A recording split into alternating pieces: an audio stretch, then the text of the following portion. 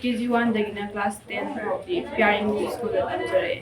Aduga 11th year na Cosem higher secondary da tamjare. I graduation si Manipur mapanda di tawani college sab sabi tu.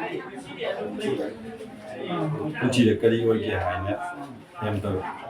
SCCA ojo ta. Jadi accountancy business awat bagi kagana hinda tu tapi tuan da economics ki job ko PM ko ko phajan di taw ni re. Isana bu adum ngam da ko na ya hadi join je ngam ni da. Jumda isana like school da ta ko jam pen ta ko do class ko phajan jang nai yaw ro adum phajan ta ba ko ta adai isana jang nai na nu mo di chera do so adum phajan ka gi ba da number ko line kya ko lari pa ba da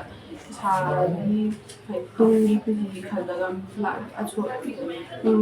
프로그램이 안 나서도 막 팀을 넘나봐 사는 라이프 아우드다 아주 너희는 포커스 더 하는 게 누가 ꯑꯩꯉꯣꯟꯗꯁꯨ ꯁꯣꯏꯕ ꯑꯃꯗꯤ ꯂꯩꯔꯦ ꯍꯥꯏꯗꯤ ꯂꯥꯏꯔꯤꯛ ꯄꯥꯕ ꯃꯇꯝꯗ ꯑꯩꯈꯣꯏꯅ ꯃꯌꯥꯝꯅ ꯇꯧꯅꯕ ꯑꯦꯛꯖꯥꯝ ꯃꯌꯥꯗ ꯈꯛ ꯂꯥꯏꯔꯤꯛ ꯌꯥꯝ ꯄꯥꯒꯟꯕ ꯑꯗꯨ ꯑꯩꯁꯨ ꯃꯔꯛ ꯑꯃ ꯑꯗꯨꯝ ꯌꯥꯎꯔꯛꯑꯦ ꯑꯗꯣ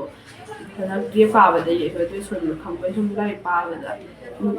ꯗꯤꯁꯤꯄ꯭ꯂꯤꯟ ꯂꯩꯅ ꯏꯁꯥꯗ ꯆꯥꯡ ꯅꯥꯏꯅ ꯄꯥꯕꯒꯤ ꯍꯩꯅꯕꯤꯗꯨ ꯂꯩꯍꯟꯅꯤꯡꯉꯤ ꯂꯥꯟꯁꯤ ꯇꯧꯁꯤꯜꯂꯛꯄꯗ ꯑꯋꯥꯕ ꯐꯥꯎꯕꯒꯤ ꯂꯥꯏꯔꯤꯛ ꯄꯥꯕ ꯉꯝꯗꯕ ꯑꯩꯗꯨꯗ ꯏꯃꯥꯟꯅꯕꯤ ꯃꯌꯥꯝ ꯑꯃꯁꯨ ꯃꯩ ꯊꯥꯈꯤꯕ ꯑꯗꯒꯤ ꯀꯩꯅꯣ ꯇꯧꯕꯅ ꯆꯦꯗꯨꯅ ꯂꯩꯐꯝ ꯂꯩꯇ꯭ꯔꯦ ꯂꯩꯕ ꯃꯌꯥꯝꯁꯤꯒ ꯂꯥꯏꯔꯤꯛ ꯇꯝꯕ ꯌꯥꯝ ꯋꯥꯕꯗꯤ ꯐꯥꯎꯋꯦ ꯑꯗꯨꯅ ꯂꯥꯟꯁꯦ ꯑꯊꯨꯕ ꯃꯇꯝꯗ ꯂꯣꯏꯁꯤꯜꯍꯟꯅꯤꯡꯉꯤ